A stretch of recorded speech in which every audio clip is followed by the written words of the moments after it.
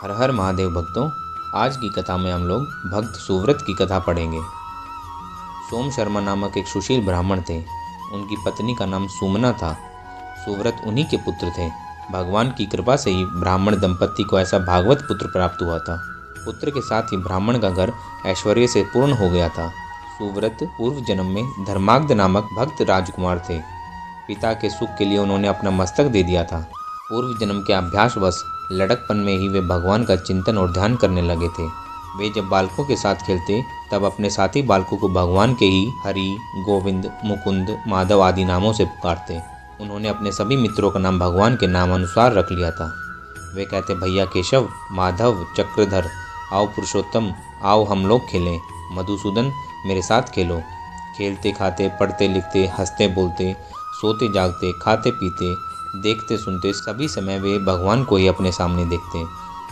घर बाहर, सवारी पर, ध्यान में, ज्ञान में, सभी कर्मों में, सभी जगह उन्हें भगवान के दर्शन होते और वे उन्हीं को पुकारा करते।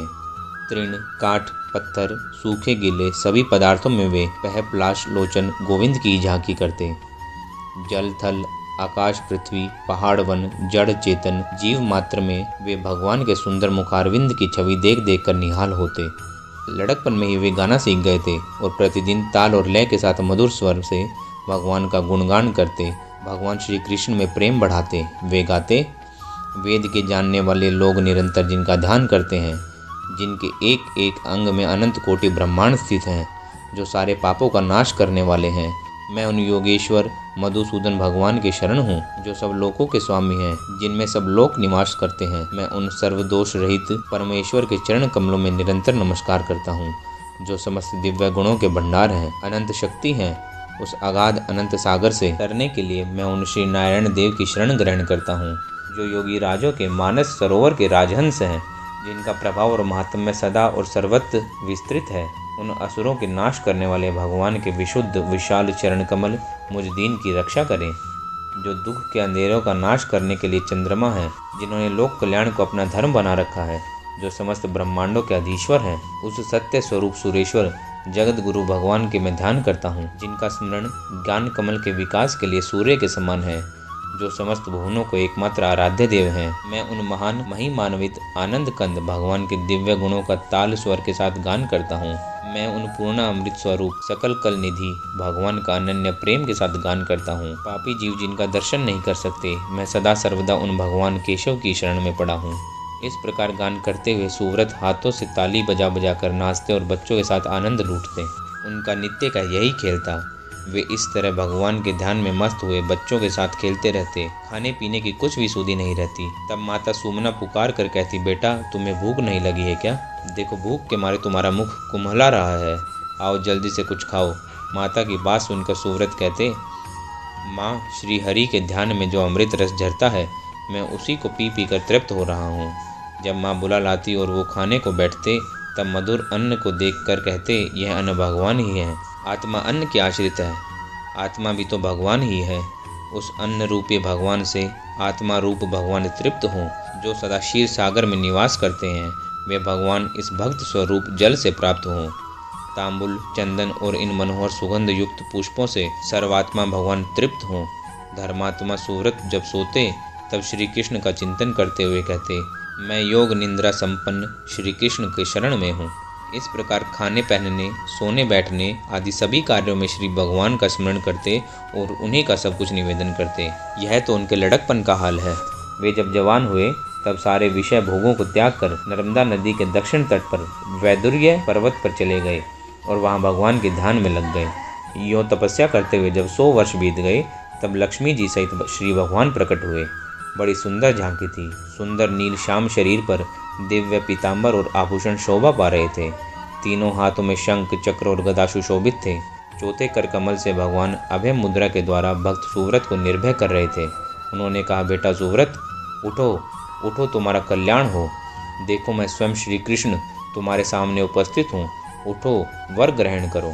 श्री भगवान की दिव्य वाणी सुनकर सुव्रत ने आंखें खोली और अपने सामने दिव्य मूर्ति श्री भगवान को देखकर वे देखते ही रह गए। आनंद के आवेश से सारा शरीर पुलकित हो गया, नेत्रों से आंसुओं की झड़ी लग गई। फिर वे हाथ जोड़कर बड़ी ही दीनता के साथ बोले, जनार्दन, यह संसार बड़ा ही भयानक है। इसमें बड़े बड़े दुखों की भीषण लहरें उठ रही हैं। इस महासागर से मुझको उबारिए। कर्मों के काले काले बादल गरज रहे हैं और दुखों की मूसलाधार वृष्टि हो रही है। पापों के संचय की भयानक बिजली चमक रही है। हे मधुसूदन, मोह के अंधेरे में मैं अंधा हो गया हूँ। मुझको कुछ भी नहीं सूझता। मैं बड़ा ही दीन हूँ। आप अपने कर कमल का सहारा देकर मुझे बचाइए। यह संसार बहुत बड़ा भयावह जंगल है। यह भांति भांति के असंख्य दुख वृक्षों से भरा है। मोह में सिंह भागों से परिपूर्ण है। दावानल धधक रहा है। मेरा चित्त, हे श्री कृष्ण, इसमें बहुत ही बुरी तरह जल रहा है। आप मेरी रक्षा कीजिए। यह बहुत पुराना संसार वृक्ष असंख्य दुख शाखाओं से घिरा हुआ है। माया ही इसकी जड़ है। स्त्री पुत्र आदि आसक्ति ही इसके पत्ते हैं। हे मुरारे, मैं इस वृक्ष पर चढ़कर गिर पड़ा हूँ। मुझे बचाइए। भांति भांति के मोह में दुखों की भयानक आग से मैं जल रहा हूँ। दिन रात शोक में डूबा जा रहा हूँ। मुझे इससे छुड़ाइए। अपने अनुग्रह रूप ज्ञान की जलाधार से मुझे शांति प्रदान कीजिए। मेरे स्वामी, यह संसार रूपी गहरी खाई बड़े भारी अंधेरे से छाई है। मैं इसमें पड़कर बहुत ही डर रहा हूँ। इस दिन पर आप कृपा कीजिए। मैं इस संसार से विरक्त होकर आपकी शरण में आया हूँ। जो लोग अपने मन को निरंतर बड़े प्रेम से आपसे लगाए रखते हैं, जो आपका ध्यान करते हैं, वे आपको प्राप्त करते हैं। देवता और किन्नरगण आपके परम पवित्र श्री चरणों में सिर झुकाकर सदा आपका चिंतन करते हैं। प्रभु, मैं भी न तो दूसरे की चर्चा करता हूँ, न सेवन करता हूँ और न तो चिंतन करता हूँ। सदा आपके ही नाम गुण कीर्तन भजन और स्मरण में लगा रहता हूँ। मैं आपके श्री चरणों में निरंतर नमस्कार करता हूँ। श्री कृष्ण, मेरी मन कामना पूर्ण कीजिए। मेरी समस्त पाप राशि नष्ट हो जाए। मैं आपका दास हूँ, किंकर हूँ। ऐसी कृपा कीजिए जिससे मैं जहाँ भी जन्म लूँ सदा सर्वदा आपके चरण कमलों का ही चिंतन करता हूँ। श्री कृष्ण, यदि आप मुझ पर प्रसन्न हैं तो मुझे उत्तम वरदान दीजिए। हे देवादिदेव, मेरे माता और पिता के सहित मुझको अपने परम धाम में ले चलिए। इस प्रकार स्तुति करके सुव्रत चुप हो गए। तब भगवान श्री कृष्ण ने कहा, ऐसा ही होगा, तुम्हारा मनोरथ पूर्ण होगा। इतना कहकर भगवान अंतर्ध्यान हो गए और सुव्रत ने अपने पिता सोम शर्मा और माता सुमना के साथ सशरीर भगवान के नित्य धाम की शुभ यात्रा की। हर हर महादेव। दोस्तों,